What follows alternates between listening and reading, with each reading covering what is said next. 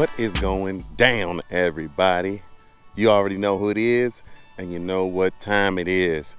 Today we are talking about one of the most, amazing, explosive, deadly, top water action, bass smashing lures in the world. We are talking about the Whopper Plopper 110. Today I'm gonna just go through some techniques and some tips, try to help you guys that have seen me catch a ton on it. If you're mystified by it, I just want to let you into my world and let you know what I do and the techniques I use when I go on a body of water looking to throw the Whopper Plopper, and how I catch fish on it. So first of all, let me just tell you about my whole setup. I'm gonna show you the Whopper Plopper that I throw everywhere. I throw it all the time. The Whopper Plopper 110. This is the T1000. I've been throwing this color by itself like for 3 years. I haven't even put another color Whopper Plopper on my setup just because it's a beast and it catches fish. Like, it ain't no need for me to throw another color when this one works tremendously. So my setup, let's see, I am throwing a lose. This is a lose carbon fire speed stick. It's a 7'3" heavy fast action rod. I got it paired with the SS1GH speed spool, also made by Lose. 6:8 to 1 gear ratio. I think it's got like 8 ball bearings in it. It's something crazy. And I always throw the Whopper Plopper on braid just because it floats and it makes it a little bit easier for that Whopper Plopper to work if you're throwing it on braid. So that's what I do. You feel me? If you guys haven't seen any of my videos throwing a Whopper Plopper, I'll leave that whole playlist up there so you can go check it out.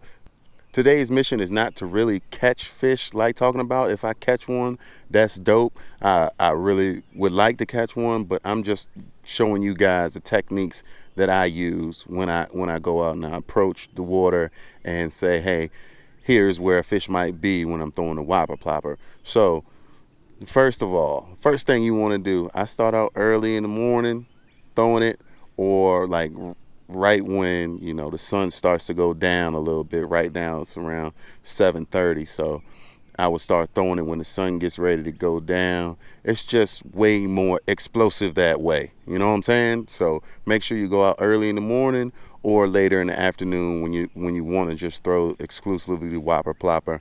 I'm not saying it won't work in the middle of the day, but you just have a better chance of catching fish off of it during those times.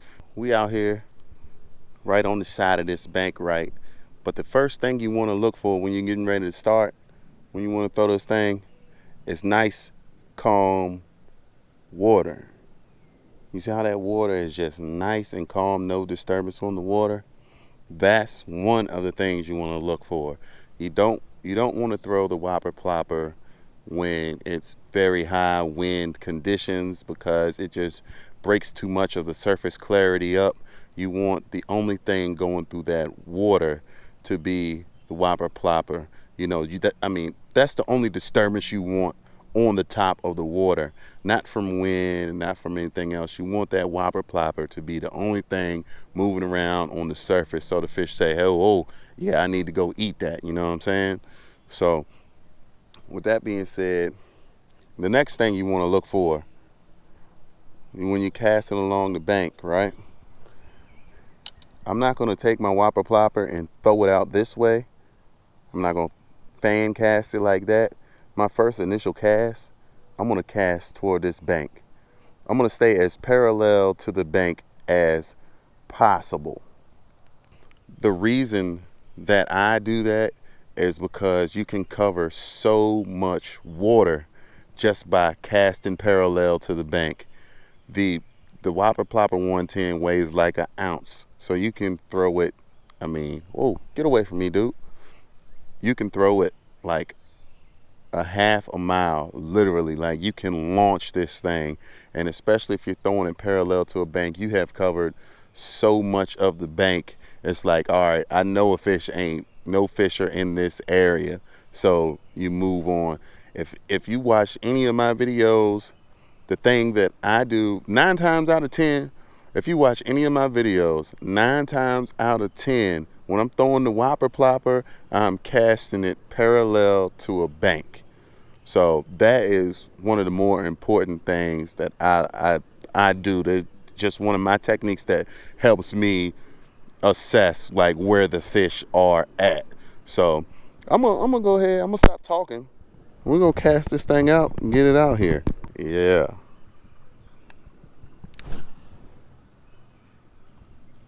There we go. And I also like to pop it a few times just to get it started. That's just my technique.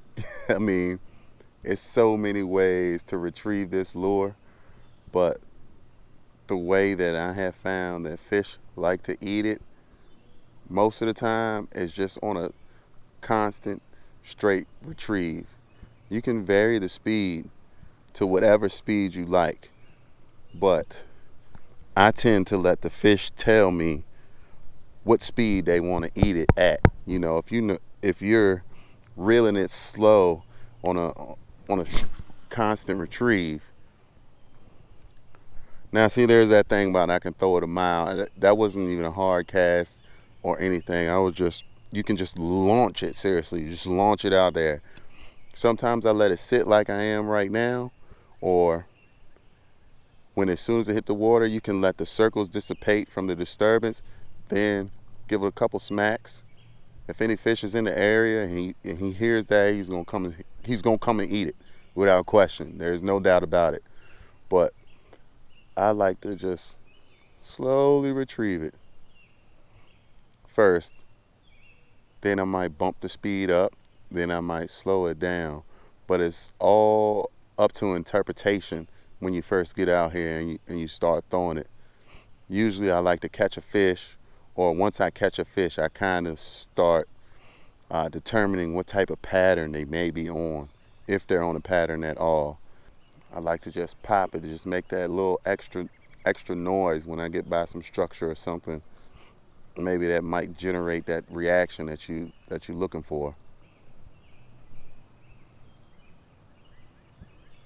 Also, when I'm retrieving the plopper, I like to hold the rod tip down. I don't know why, but to me it just feels so much. This is my comfort zone, holding the rod tip down, pointing at the water, and let that plopper just go ahead and plop on through there. Coming up, it might. I have never had a fish come and smash it when the plopper is in the middle of the water. It just never has happened for me. You guys that are fishing clearer water, you might, be able to do something like that, because, you got the clear water so they can see it a little bit further, and that makes a little more sense. But for me, it just don't happen for me, because the 9 times out of 10 I ain't even casting that way, no way. So it really doesn't make a big difference for me. But if it works for you, don't stop doing it. Keep doing what you're doing. For real, thanks everybody for tuning in. Shout out all my new subscribers and soon to be subscribers. If you guys like any of the content on my channel, go ahead and do me a favor. Hit that subscribe button and also hit the little bell notification so you'll be notified anytime I post something fishing related. But the Whopper Plopper is the topic today. I really didn't catch any, well, not really. I didn't catch any fish today off of it, but today my goal and objective was to show you guys how I fish the Whopper Plopper and what has been successful for me, so I could give you guys some tips, some tricks, and maybe you can put that in your arsenal, in your bag of tools when you go out looking to catch fish on the Whopper Plopper. That some of these tips that I've told you today help you become more successful throwing the Whopper Plopper. The reason I throw it is because it just catches huge fish. I mean, little ones hit it too, but huge fish, the blow ups are crazy. I mean, it's a pretty insane lure. Thought it was only right to give you guys a little bit of insight on what I do to catch the fish on the Whopper Plopper. I hope these tips help you guys out. If they do, leave me a comment, man. Let me know, if you like seeing these type of videos, I'll do more of them. I hope this video was helpful for you guys. If you have any questions, comments, concerns, drop it down in the comment section. I will answer you as soon as I can. I promise. I try to answer everybody's questions, comments, and concerns. So if you would, just go ahead and do that for your boy. I appreciate you guys rocking out with me tonight, and hope this video helps you become more successful catching fish on the Whopper Plopper. And with that being said, it's only one thing left to say. Keep them lines wet, because it's all about the hook set.